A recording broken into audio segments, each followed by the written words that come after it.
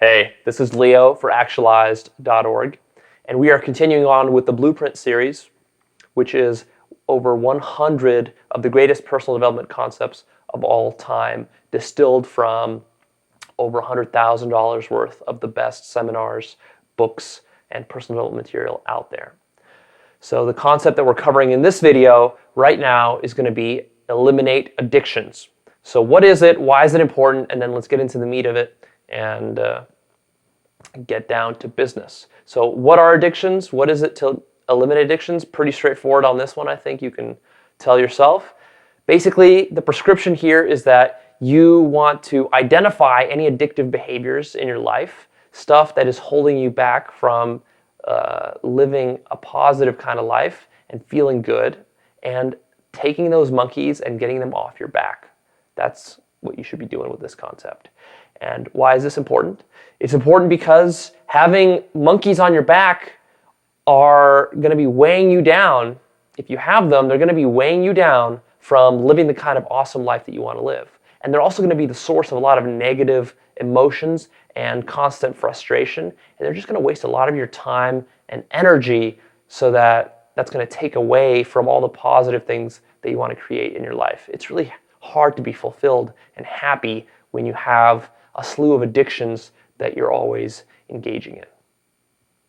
So that's what it is. That's why it's important.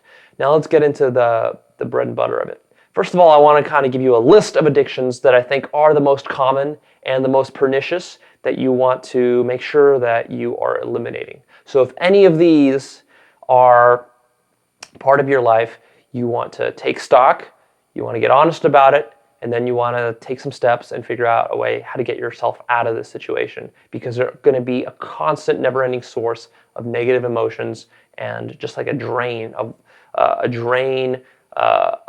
all your potential energy that it's going into. So what are some of these addictions?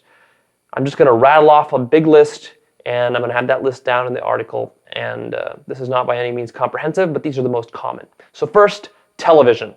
Huge, huge, huge one. I think this applies to so many people. It's probably the biggest one on the list. Then we've got other things like gossip, tabloids, partying, compulsive shopping, internet browsing, websites like Facebook, Twitter, news, negative thinking, food, porn, gambling, alcohol, and drugs. So this is my list of the most common addictions. You can definitely come up with more esoteric ones. This is not a comprehensive list, like I said, but you want to make sure that these are the most common ones that people really use as emotional crutches. So let's talk a little bit about what an addiction is and what the structure of an addiction is.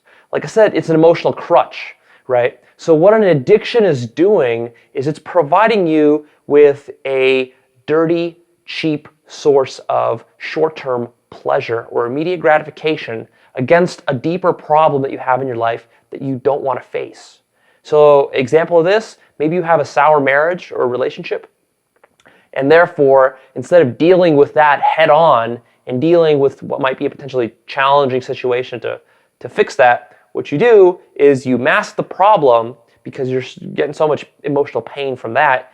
You mask it with an addiction like food or alcohol or drugs or going out and partying or watching TV, because that takes your mind off the real problem and it gets you some nice pleasure. You know, you go out and you have a nice meal, or you go out and you drink some alcohol, or you go out and you party, whatever it is. And you do that after a certain point, you do that often enough and it becomes an addiction, because it's like a short-term hit of pleasure. And it gives you a certain dirty high. You know, you get a dirty high off of drugs, but you also get a dirty high off of softer addictions like television or the internet or food, or even something very soft, which you would consider something like negative thinking. Although that one is actually really holding you back from living that charged kind of life. So important to see what's really happening there. So if you have a bad marriage, if you have a bad job that you hate, if you have some bad family situation, maybe you're dealing with some medical situation, maybe you're dealing with financial problems, whatever that is, those are usually the core root causes, and then the addictions are like the band-aids that you're putting over those. So what is the problem with addictions? Well, the problem is that they're a source of never-ending negative emotions. And they're also putting you in a low consciousness mode where what you're doing is you're just getting cheap stimulation from the environment, right? That's the case, for example, with food. When you go out there and you eat and you stuff yourself, and you're getting so much cheap stimulation that it's very easy to overindulge. And that's the same thing with alcohol, same thing with drugs, same thing with internet, same thing with television, right? It's just so convenient, it's so comfortable, it makes you feel so good in the short term. But then what tends to happen is that you just kind of like get in a rut with any one of these things. And that's one of the other common underlying elements between all these addictions, is that you can overindulge in them and they can really soak up a lot of your energy and a lot of your time. You know, all of a sudden you go down and you sit on the couch because you want to take your mind off the heavy workday that you had and the crappy job that maybe you have. And so you watch some television, and then that 1 hour of television, then it's like, oh, well, why not do an extra hour? Because I don't want to go back to my job, to thinking about my job, so I'll do another hour. And all of a sudden that spills over into 2 hours, and then 3 hours, and then 4 hours, and all of a sudden you realize that you wasted your whole Saturday and Sunday watching a marathon session of whatever your favorite show is, and what initially was a good source of perhaps entertainment or relief turned into this just like nauseating, overindulging marathon, and now you wasted so much time and so much energy, and you have to go back and face that problem anyways, right? After the weekend, you still have to go back to work, and you still have to face it. And so what ends up happening is that you end up wasting a lot of your life, really. It's wasting a lot of your life and a lot of your energy. And you're doing this on a continual basis, on a weekly basis, monthly basis, and it goes on for months and years, and you can really waste your whole life doing this. Not to mention that you always feel bad about it, right? Because your higher self is still there. You can't get rid of your higher self. And your higher self is always telling you that you should be doing more, that you could be doing more, and that maybe you should be facing the real problem, and maybe you shouldn't be overindulging so much, and maybe you should be using your time more wisely, more constructively, learning something, doing something positive for yourself, right? Basically doing personal growth. So your higher self knows this, and what ends up happening is you start to develop a lot of guilt around your addiction because you get out of alignment and out of integrity with yourself. Because your higher self knows that you shouldn't be overeating, and you shouldn't be doing so much alcohol, and you shouldn't be watching so much television, but your lower self just kind of runs away with it, right? And that's the problem, is that when you get really addicted to something, is that your lower self just tends to dominate and dominate and dominate until it totally subdues the higher self. Even though this higher self can never be totally subdued, so you still have those pangs of guilt, but the lower self just becomes so dominant that you're not able to accomplish anything in your life. You basically give up all your personal power, and now you're at the effect of whatever your addiction was. And now you're controlled by that thing, and you can't think clearly. You can't be in a high consciousness state. In fact, you're the opposite. You're in a very low consciousness state, because all these addictions, they basically reduce your consciousness, right? When you're getting that hit of food, or you're getting that hit of TV, or that drug, the reason that it kind of feels good is because you can just sit back and totally relax and let go of everything. And all of a sudden you don't need to be conscious. You don't really need to think. You just get pleasure. And you just become like a pleasure animal, just like a pleasure addict. But that's not where greatness is in life. That's not the higher pleasures in life, right? The higher pleasures in life are things like pride, creative contribution, sense of excitement and adventure and growth and pushing yourself and being on your edge. And none of that is really what addictions are about. Addictions are all about being very comfortable, being in your comfort zone, being so comfortable that you don't want to do anything with your life. That can obviously become a real problem if you want to go out there and you want to live a big life, like we advocate at Actualized.org. So really, addictions are, in a nutshell, avoidance of doing the real work.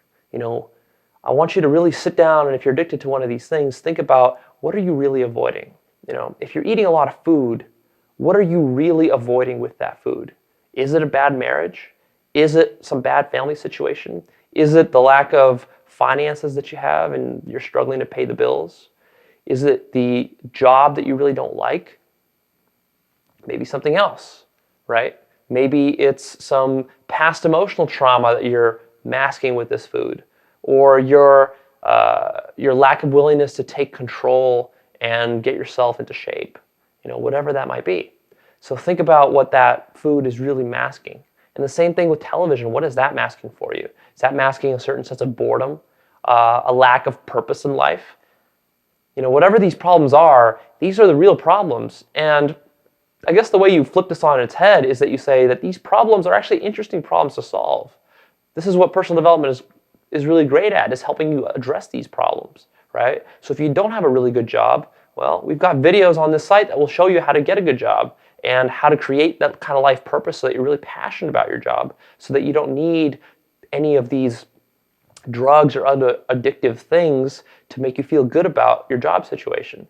And the same thing with relationships. You got to figure out how to get your relationships in order, or whatever else it is. You got to come to face with the real problem and do the real work that you got to do. You can't keep avoiding it forever. Or if you do, the cost is going to be super, super high for you. So just recognize what the real costs are. You're sacrificing living a big, exciting, passionate life where you're really fulfilled. You're sacrificing all that and a lot of success and personal power just so that you can get a little bit of hit of food, a little bit of hit of drugs, get that dirty high going with one of your addictions. All right. So I think you can clearly see why that's not a good trade-off in the long run, right? You want to think long-term rather than short-term. All right, let me cover this distinction that I have between hard addictions and soft addictions and where you should look out for which. So from this list that I talked about, really, we can kind of break it down loosely into soft addictions and hard ones. And a lot of times people will say, well, I don't really have any addictions. And what they really mean is they don't have any hard addictions. So maybe you're not addicted to drugs. Maybe you're not addicted to alcohol. Maybe you're not a gambling addict. Maybe you're not addicted to porn or sex. So maybe one of these is not an addiction of yours. And in that case, you might say that you don't have any addictions.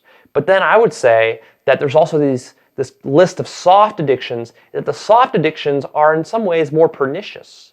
Because with the hard addictions, at least it's obvious that you have an addiction. It's kind of hard to deny when you're hooked on a drug, or you're hooked on alcohol, or you're losing your life savings gambling. Those tend to be hard to avoid for a very long time, although people can become pretty good at doing even that.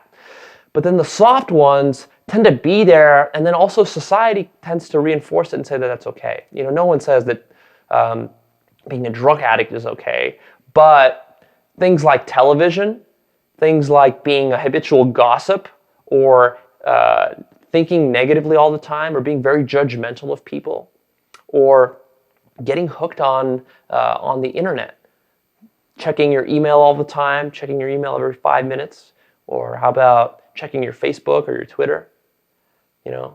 These types of things, it's a little bit harder because it's harder to draw that clear line and say that this is bad. Because clearly, a lot of these things you have to be doing anyways.